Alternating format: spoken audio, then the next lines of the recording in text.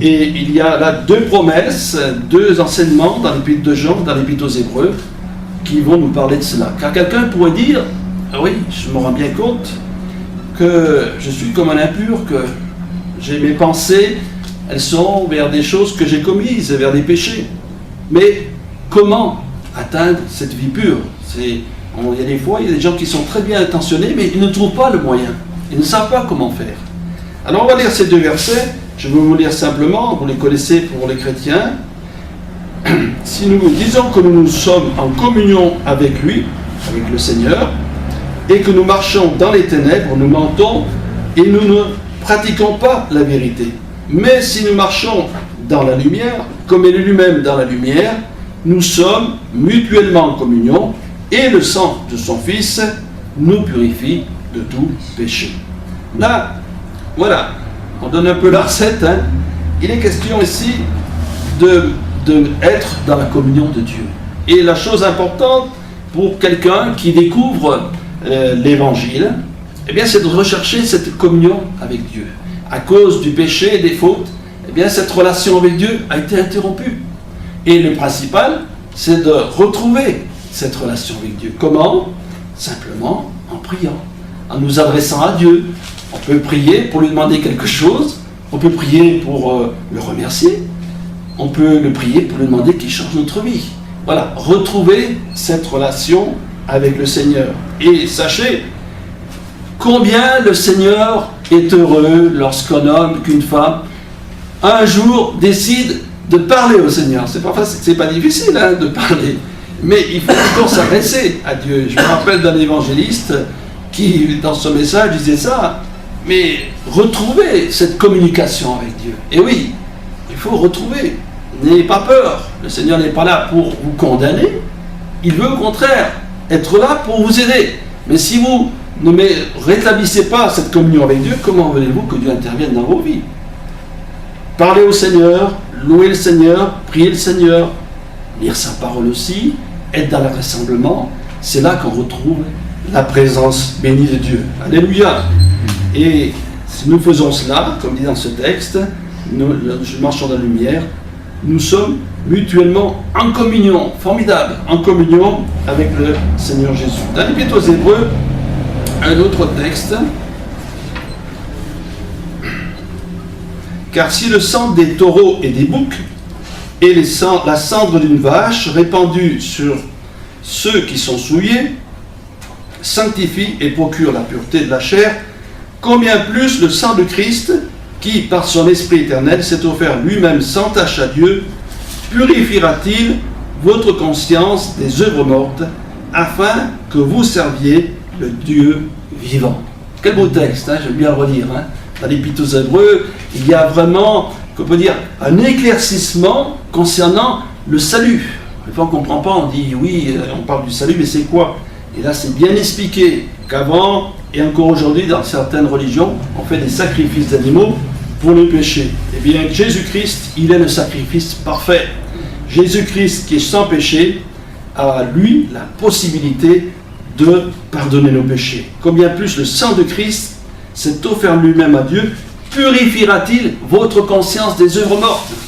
Et chaque fois que, malheureusement, on est tombé dans le péché, c'est notre conscience qui a été troublée. Il y a cette conscience qui est comme une alarme, qui nous dit ce que tu fais, c'est pas bien. Et puis ça reste, et puis on y pense. Et ça reste sans cesse. Je me souviens d'un jeune qui ne pouvait pas dormir la nuit, il faisait des cauchemars parce qu'il se rappelait qu'un homme avait frappé sa mère et ça lui revenait comme des flashs sans arrêt, sans arrêt. Et c'est pareil pour la conscience, elle nous rappelle ces choses-là. Eh bien, lorsque j'accepte Jésus-Christ comme mon sauveur personnel, que je crois qu'il est mort à la croix pour mes péchés, que je l'accepte comme sauveur personnel, il y a non seulement d'abord le pardon de Dieu, c'est formidable, que Dieu nous pardonne de tout ce qu'on a pu faire jusqu'à ce jour. On en a fait des choses quand on est honnête avec Dieu.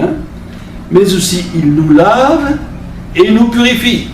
Plus aucune trace du péché, plus une trace dans notre conscience. Et si nous vous parlons avec cette joie qu'on appelle la joie du salut, c'est qu'on a vécu ces choses. On ne dit pas des choses qu'on n'a pas vécues. On a vécu ces choses. Nous étions comme vous, dans la tristesse, Les remords, c'est terrible les remords. Hein? Il dit que l'enfer, ça sera plein de gens qui ont des remords. Mais les remords peuvent disparaître. Les remords peuvent disparaître parce que Jésus-Christ, il nous lave et nous purifie de tout péché. Ça, c'est la bonne nouvelle de l'Évangile. Et avec cela, il est bon de se rappeler de ce sacrifice à la croix. Il est bon de se souvenir que Jésus-Christ, qui lui est parfait, qui est sans péché, a accepté à notre place de prendre nos péchés. Hein? Il n'était pas obligé de le faire, le Seigneur. Hein? Il était dans son ciel de gloire, il aurait pu rester. Bien, par amour pour nous, pour amour pour chacune et chacun d'entre nous, Jésus a accepté sa croix. Là, il a été couronné d'épines. Il a été frappé. Il s'est moqué de lui. Et il a dit, Père, pardonne-leur, car ils ne savent ce qu'ils font. Voilà l'amour de Dieu qui est manifesté en Jésus-Christ. Et notre foi de chrétien repose sur la mort et la résurrection de Jésus. Si on enlève ça de la parole de Dieu, il n'y a plus rien.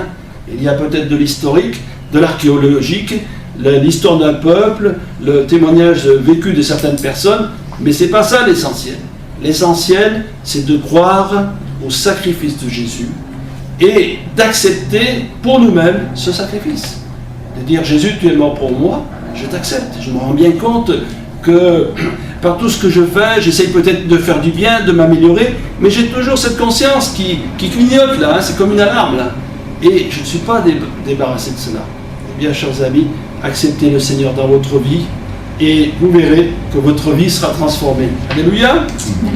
Notre texte de la parole de Dieu, là on va trouver dans l'évangile de Jean, un simple verset, toujours réponse à cette question, comment être pur?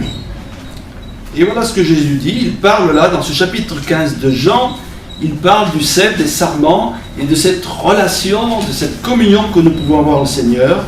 Et dans son message, Jésus dit ceci, déjà vous êtes purs à cause de la parole que je vous ai annoncée. Déjà vous êtes purs à cause de la parole que je vous ai annoncée. Et lorsqu'avec un cœur sincère, pas un cœur à moitié, hein, 50-50, non, un cœur sincère, comme cette femme qui est venue vers Jésus, toucher le bord de son vêtement. Lorsque l'on s'approche de Dieu avec vraiment vérité, avec sincérité, eh bien, il y a cette parole pour nous. Vous êtes purs à cause de la parole de Dieu. La parole de Dieu agit dans nos vies et permet que notre âme, qui était impure, qui était souillée par le péché, s'élève graduellement et connaisse la sainteté et la pureté de Dieu. Et c'est ça qui est bon et merveilleux. Gloire à Dieu. Il y a aussi un autre texte que nous pouvons lire. Là, il se trouve dans l'épître de Paul aux Corinthiens.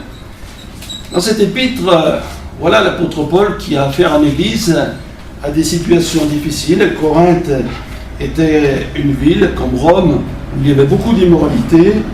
Et cette immoralité gagnait la ville. Et les chrétiens de Corinthe, certains s'étaient laissés gagner par cette immoralité. Et voilà ce que dit l'apôtre Paul au chapitre 6 des Corinthiens. Fuyez l'impudicité, quelque autre péché qu'un homme commette, ce péché est hors du corps. Mais celui qui se livre à l'impudicité pêche contre son propre corps. Ne savez-vous pas que votre corps est le temple du Saint-Esprit qui est en vous et que vous avez reçu de Dieu et que vous ne vous appartenez point à vous-même, car vous avez été racheté à un grand prix, glorifiez donc Dieu dans votre corps et dans votre esprit qui appartiennent à Dieu. Au début de ce message, j'ai dit justement que ce qui est important, c'est d'être pur dans son esprit, dans son âme et dans son corps. Et ce texte nous dit que nous sommes le temple du Saint-Esprit. Quel honneur le Seigneur nous fait de vraiment habiter dans nos cœurs. Et il dit, ce premier conseil, fuyez l'impudicité. Et là, ça me fait penser à ce récit de la Bible où ce jeune homme, Joseph, se trouvait travailler dans la maison de Potiphar.